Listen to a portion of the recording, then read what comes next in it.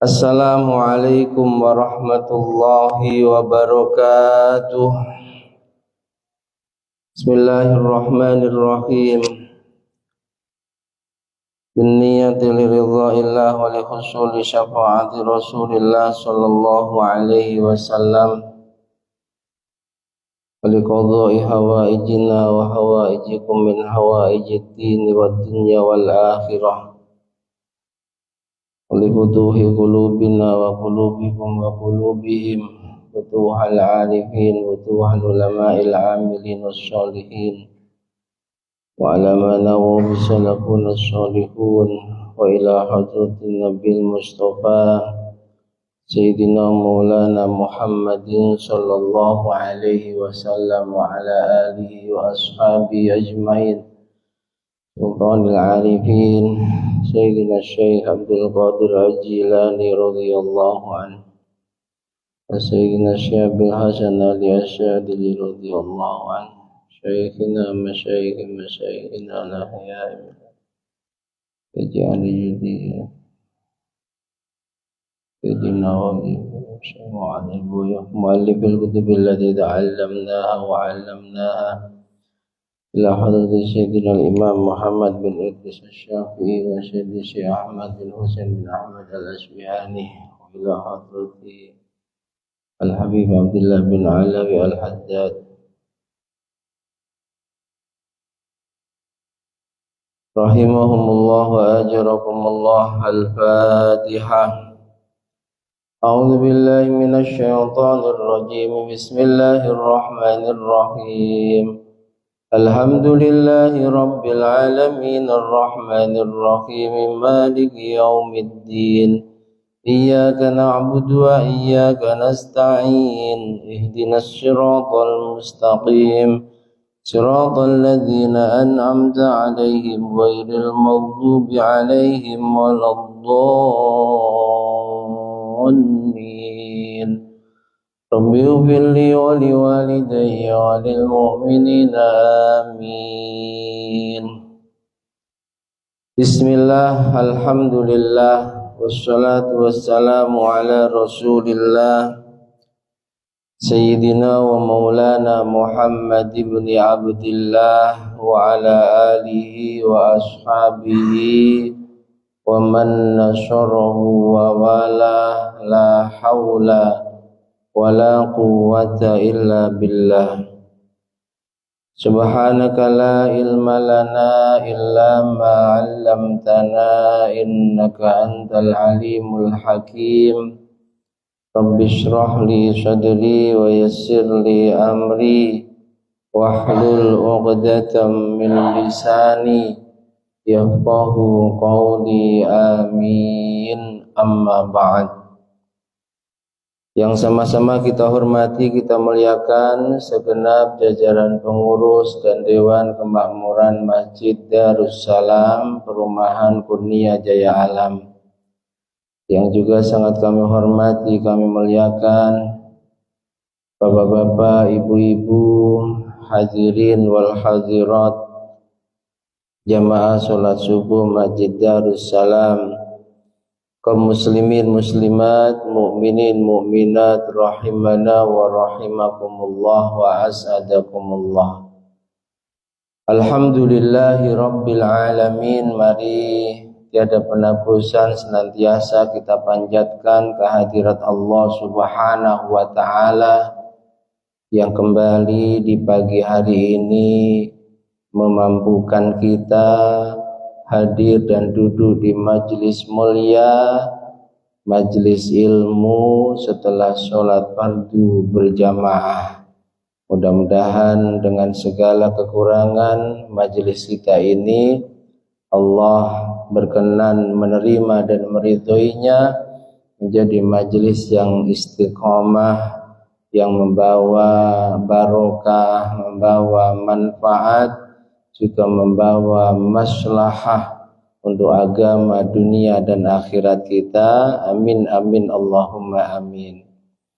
Sholawat salam semoga senantiasa tercurah limpahkan kehadiran beliau junjungan alam sang pembawa pelita Islam Nabi Agung Muhammad sallallahu alaihi wasallam biqaulina Allahumma shalli wa sallim ala sayyidina Muhammad wa ala ali sayyidina Muhammad.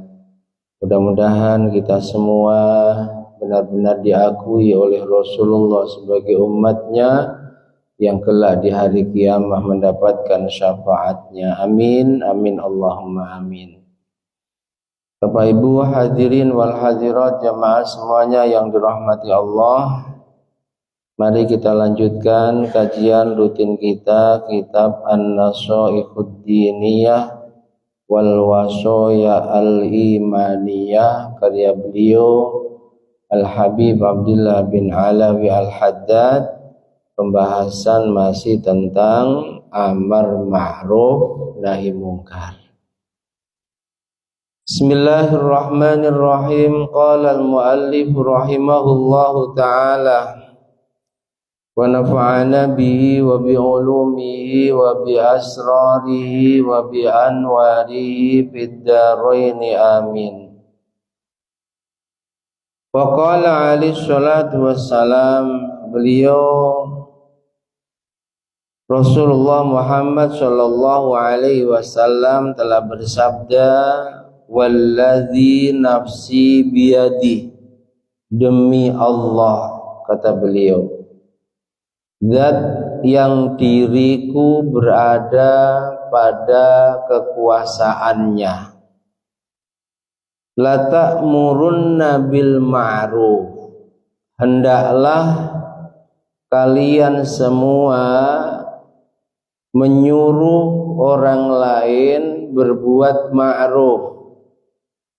Perintah yang amat sangat kepada seluruh umatnya agar menjadi bagian penyeru kebaikan. Hendaklah, sampai beliau bersumpah, kalian semua menyuruh orang lain berbuat ma'ruf, wala tanhawunna 'anil munkar, dan sungguh hendaklah kalian semua melarang orang lain berbuat kemungkaran. Wala ta'khudunna 'ala yadidh zalim, dan juga hendaklah kalian semua mencegah tangan orang-orang yang mendolimi orang lain, yang selalu berbuat dolim, cegah. Au, kalau kalian tidak mau amar ma'ruf, kalian juga tidak mau nahi mungkar, kalian juga tidak mau ketika jelas ada orang yang berbuat dolim di depan matamu, kalian tidak mau mengingatkan, apalagi sampai mencegahnya, la yab'atsanallahu 'alaikum iqaban min indih, maka sungguh Allah akan menurunkan kepada kalian siksa, azab, kepayahan, kesulitan di sisi Allah, dari sisi Allah Subhanahu wa ta'ala. Jadi amar ma'ruf nahi mungkar ini perintah yang sangat jelas. Dan sekali lagi, baik amar ma'ruf maupun nahi mungkar itu harus dengan cara yang ma'ruf, dengan cara yang baik, dengan cara yang elegan. Tak boleh judulnya amar ma'ruf nahi mungkar lalu bawa pentungan, ngobrak-ngabrik tempat kemungkaran, itu tidak boleh. Tetap harus dengan ma'ruf, sesuatu yang baik. Sebab tujuannya lewat amar ma'ruf nahi mungkar itu mereka yang kita ajak, kita perintahkan, kita seru melakukan kebaikan. Juga yang mereka masih melakukan kemungkaran, kita larang, kita nasihati, kita cegah agar mereka tidak melakukan kemungkaran. Mereka yang melakukan kezaliman, juga tujuan kita tiada lain agar mereka mendapatkan hidayah dari Allah. Kalau cara amar ma'ruf dan juga nahi mungkar kita tidak dengan cara yang santun, ya jangan berharap. Meskipun hidayah itu hak prerogatifnya Allah, tapi ketahuilah dalam amar ma'ruf nahi mungkar, dalam berdakwah secara keseluruhan, Allah telah memberikan petunjuk yang jelas dan nyata. Apa petunjuknya? Fabima rahmatim minallahi lintalahum. Ini petunjuk Allah kepada Nabi. Yang namanya manusia terkadang sebagian sahabatnya Nabi itu dalam amar ma'ruf nahi mungkar jengkel, sehingga dalam amar ma'ruf nahi mungkar melakukan hal-hal yang kurang santun.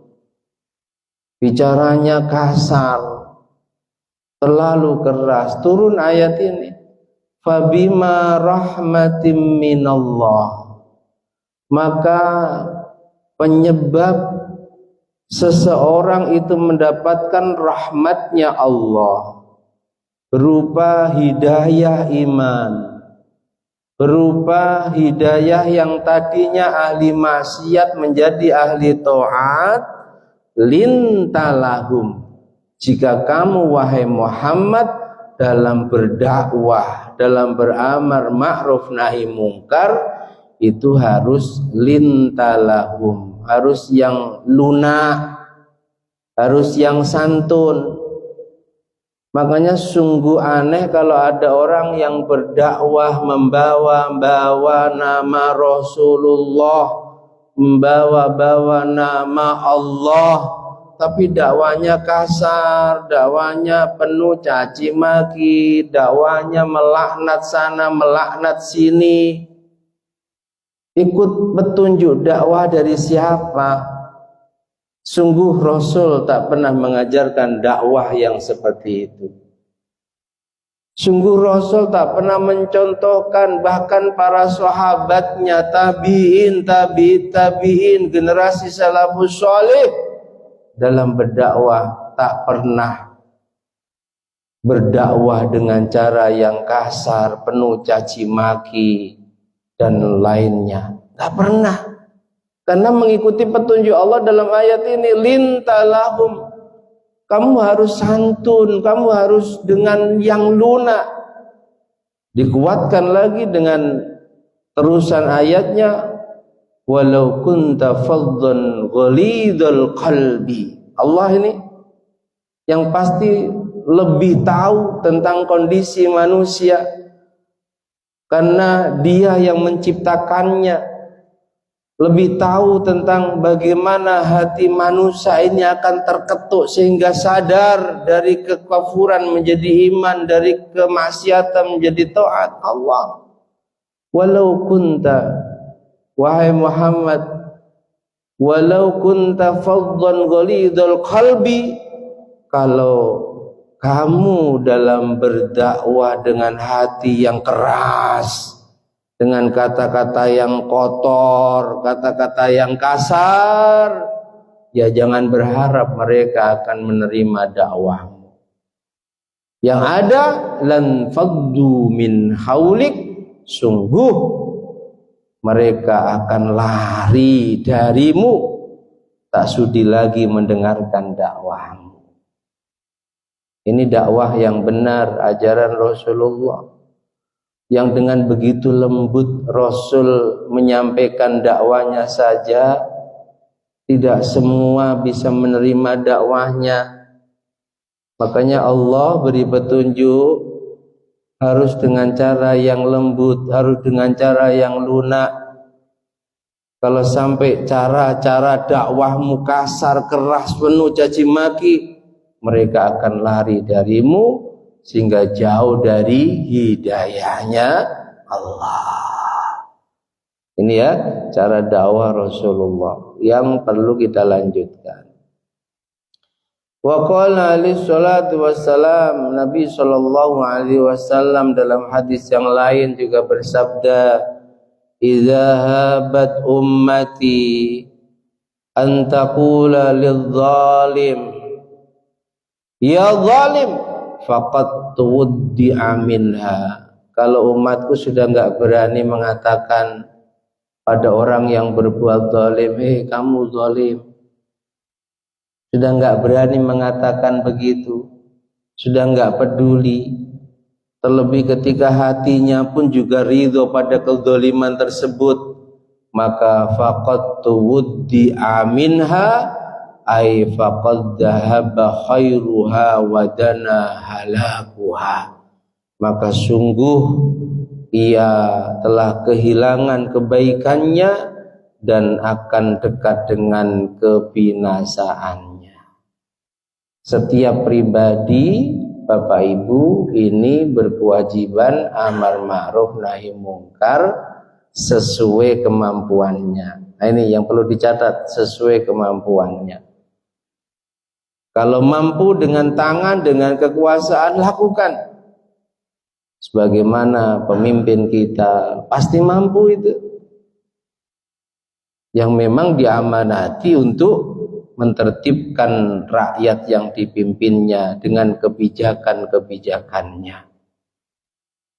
Tak mampu dengan tangan, dengan kekuasaan, karena kita orang biasa. Kalau kita terang-terangan amar ma'ruf nahi mungkar, akan terjadi keburukan yang menimpa kita atau keluarga kita dengan lesan. Kasih nasihat yang baik. Kesimpulannya itu dakwah harus pakai siasat. Bukan serampangan yang penting amar ma'ruf nahi mungkar, benjut ya. Makanya sekali lagi saya sampaikan, 13 tahun Nabi dakwah di Mekah, Nabi sama sekali tidak ngulik-ngulik berhala. 360 berhala yang ada di sekitar Ka'bah yang dituhankan oleh mereka. Sebab timingnya belum tepat. Bukan kok karena ada perintah amar ma'ruf nahi mungkar ini sumber kesyirikan lalu menggerakkan pengikutnya yang masih sangat sedikit untuk ngobrak-ngabrik berhala. Bukan. Tapi dakwah, bahkan diawali 3 tahun pertama itu dakwanya secara sembunyi-sembunyi, bergerilya. Ini bagian dari siasat. Memproklamirkan menjadi nabi dan rasul, iya terang-terangan. Tapi dakwah 3 tahun pertama bergerilya. Sebab timingnya belum tepat kalau terang-terangan. Seperti zaman sekarang. Kawan-kawan kita juru dakwah yang ada di daerah yang minim muslimnya, mungkin hanya 5-10%, nggak berani Pak. Bukan kok nggak berani, siasat dakwahnya ya beda dengan siasat dakwah para mubalik di kota Batam. Bergerilya atau mungkin andai mengumpulkan banyak orang, tidak berani. Sekali lagi bukan tidak berani ya, tapi itu bagian dari siasat. Karena resikonya tinggi. Kalau di Batam, Masya Allah, syiar dakwah luar biasa. Hampir di setiap masjid. Dan masjid di Batam, di setiap perumahan. Bahkan ada yang di setiap RW punya masjid. Ya tidak masalah terang-terangan. Nabi diawali sembunyi-sembunyi. Lalu ketika pengikutnya sudah mulai banyak, turun ayat agar terang-terangan. Itu pun tidak ngulik-ngulik. Apa ngulik-ngulik ya? Sama sekali tidak berhala-berhala yang masih ada di sekitar Ka'bah yang dijadikan Tuhan oleh mereka itu dibiarkan. Sekali lagi bukan kok Nabi nggak berani, tapi Nabi mencontohkan pada kita agar dalam dakwah pakai siasat. Hijrah ke Madinah, beberapa kali umroh meskipun digagalkan oleh mereka, itu pun dibiarkan. Baru 8 Hijriah, 8 tahun di Madinah, Nabi dan ratusan ribu sahabatnya ke Mekkah untuk melakukan umroh atau haji wada. Disitulah terjadi peristiwa Fathu Makkah. Timingnya sudah tepat. Nabi menghancurkan berhala. Mereka sudah tidak berani lagi melerai Rasulullah dengan begitu banyak pasukan muslimin, para sahabat. Jadi harus pakai siasat, jangan kasar. Apalagi sampai kasarnya itu bukan hanya di lisan, tapi dengan kekerasan fisik. Sungguh Rasul tak pernah mengajarkan dakwah seperti itu. Ingat ya, riwayat yang masyhur, Nabi punya sahabat tukang mabuk. Nabi tetap membersamainya. Tidak kok kemudian jangan ikut aku, jangan kumpul denganku. Nuaiman namanya.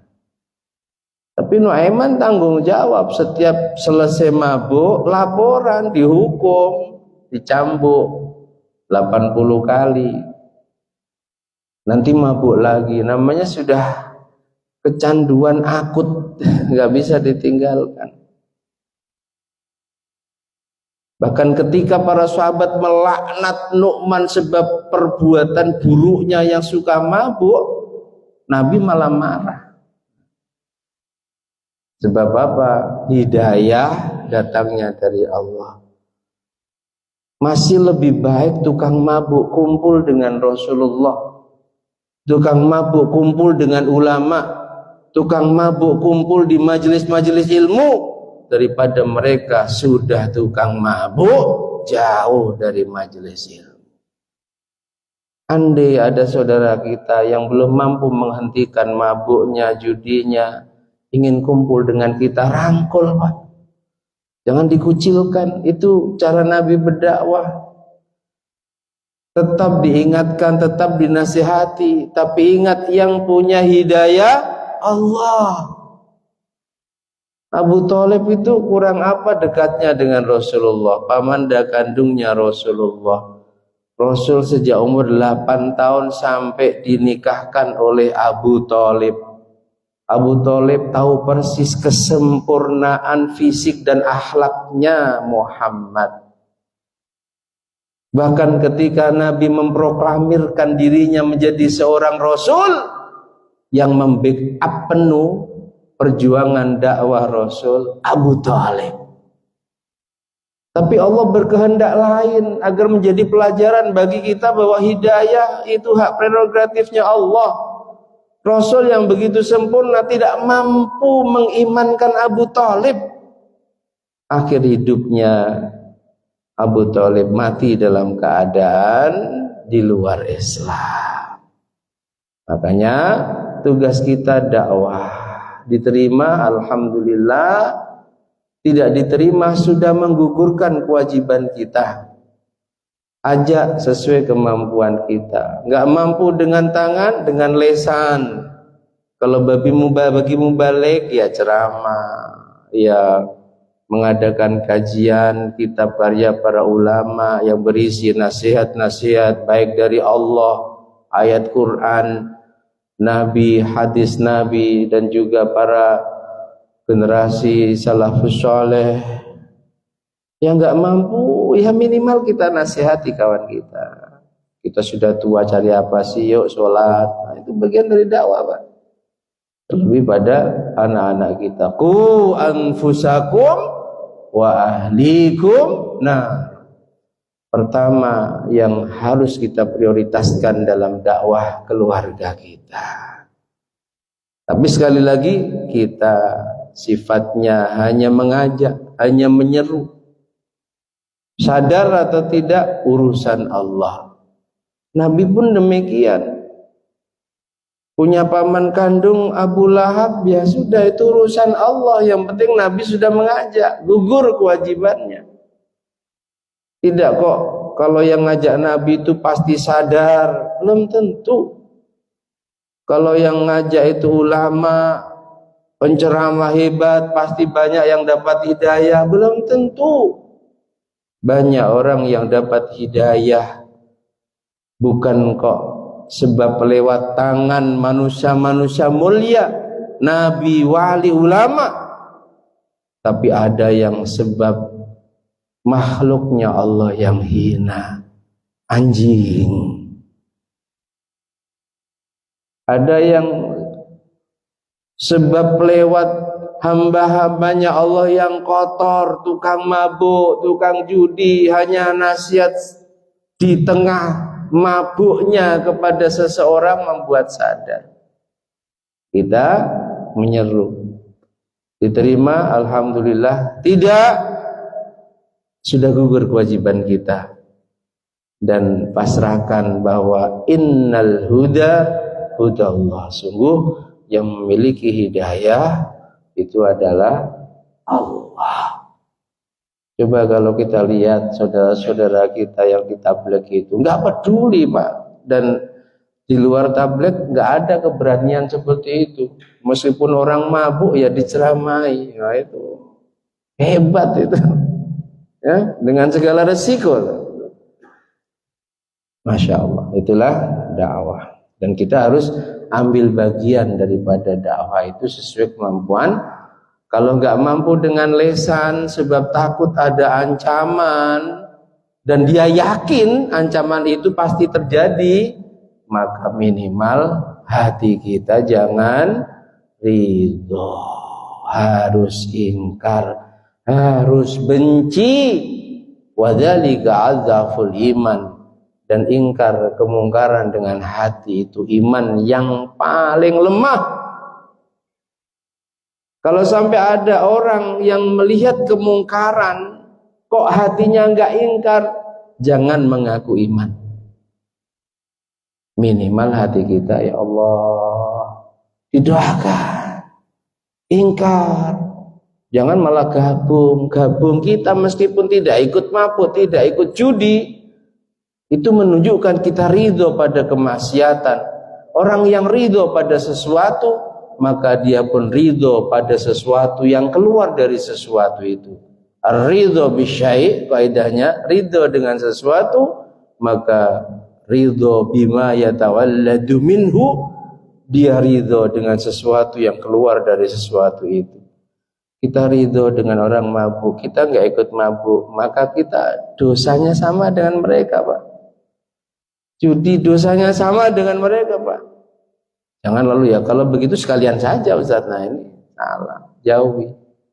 Kalau nggak mampu ngasih nasihat dan dikhawatirkan kita terpengaruh dengan mereka, lebih baik mundur pelan-pelan. Silaturahim tetap dijaga. Bisa jadi lewat kita terus menjaga silaturahim dengan mereka, entah kapannya mereka akan sadar dan mendapatkan hidayahnya Allah. Wala yaqbalullahu ta'ala al-a'dhar al-baridah.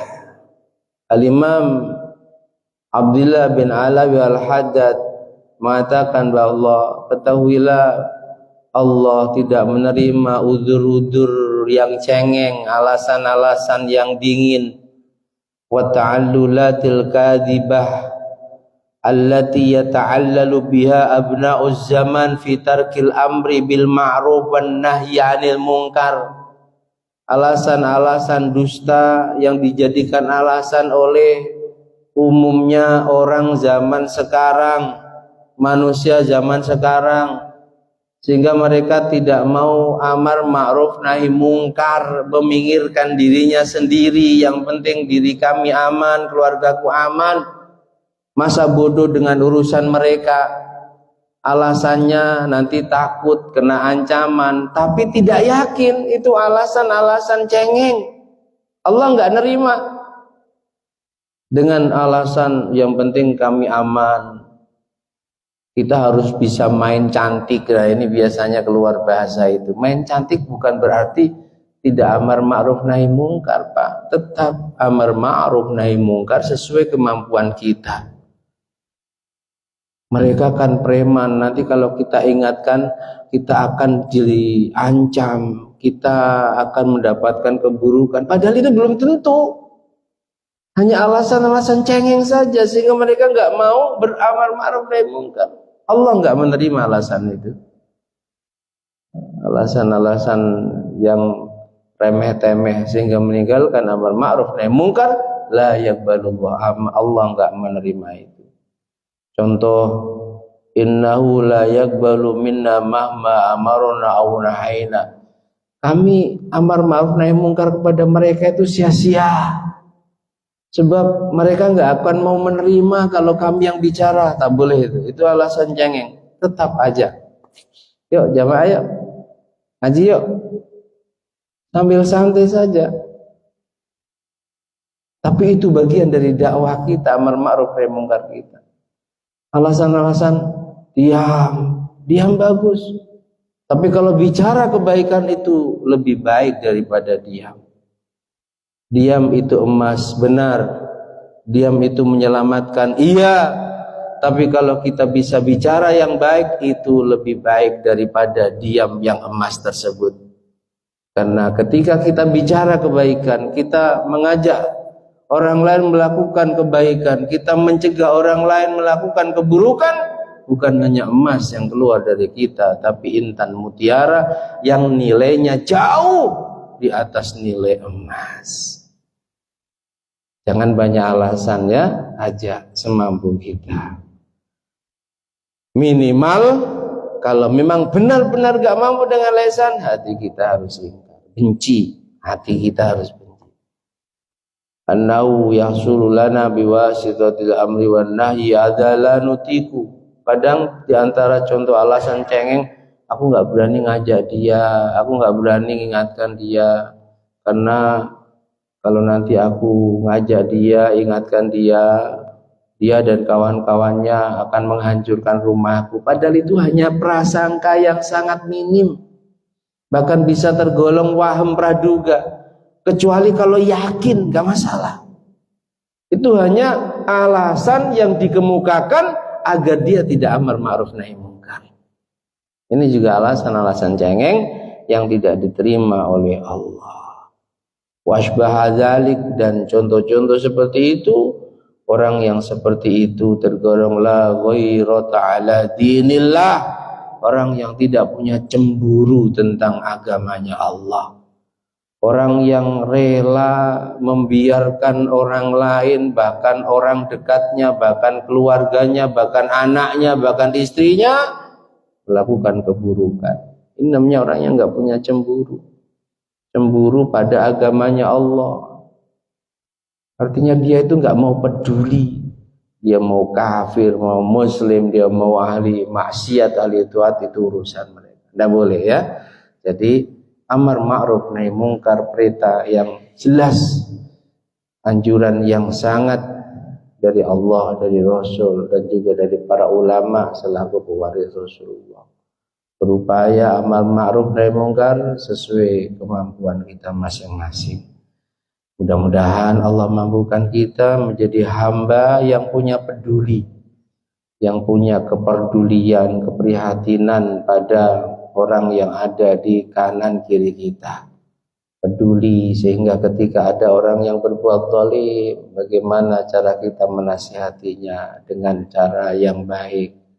Ada yang belum melakukan kebaikan, kita seru agar mereka mau melakukan kebaikan, dan yang masih melakukan kemungkaran, keburukan, kita cegah, kita larang sesantun mungkin, sambil terus kita doakan agar mendapatkan hidayahnya Allah, sehingga yang tadinya ahli kufur menjadi ahli iman, yang tadinya ahli maksiat menjadi ahli taat.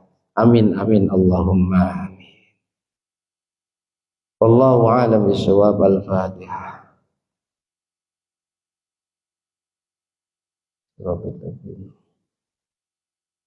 Bismillahirrahmanirrahim. Alhamdulillahi rabbil alamin. Allahumma salli wa sallim ala sayyidina Muhammad wa alihi اجعل يا الله جمعنا هذا جمعا مرحوما واجعل تفرقنا من بعده تفرقا معصوما اللهم انفعنا ما علمتنا وعلمنا ما ينفعنا وزدنا علما نافعا وعملا صالحا اللهم أرنا الحق حقا وارزقنا اتباعه وأرنا الباطل باطلا وارزقنا اجتنابه اللهم اجعلنا من أهل الاستقامة اللهم اجعلنا يا الله من أهل الاستقامة وارزقنا حسن الخاتمة اللهم وسع علينا رزقنا وعاتب علينا خلقك برحمتك يا أرحم الراحمين ربنا تقبل منا إنك أنت السميع العليم صلى الله على سيدنا محمد وآله وصحبه وسلم الحمد لله رب العالمين بسم الله الرحمن الرحيم والعشر إن الإنسان لفي خسر إلا الذين آمنوا وعملوا الصالحات وتواصوا بالحق وتواصوا بالصبر سبحانك اللهم وبحمدك أشهد أن لا إله إلا أنت أستغفرك وأتوب إليك سبحان الله وبحمده عدد خلقي ورضا نفسي وزنة عرشي ومداد كلماته سبحان الله وبحمده عدد خلقي ورضا نفسي وزنة عرشي ومداد كلماته سبحان الله وبحمده عدد خلقه ورضا نفسي وزنة عرشي ومداد كلماته سبحان الله والحمد لله ولا إله إلا الله والله أكبر ولا حول ولا قوة إلا بالله العلي العظيم عدد ما علم الله وزنة ما علم الله وملء ما alim Allah. Demikian, ada kurang dan lebihnya mohon maaf. Akhirul kalam wallahul muwaffiq ila aqwamit thoriq wal 'afu minkum. Assalamualaikum warahmatullahi wabarakatuh. Shallu ala Nabi Muhammad.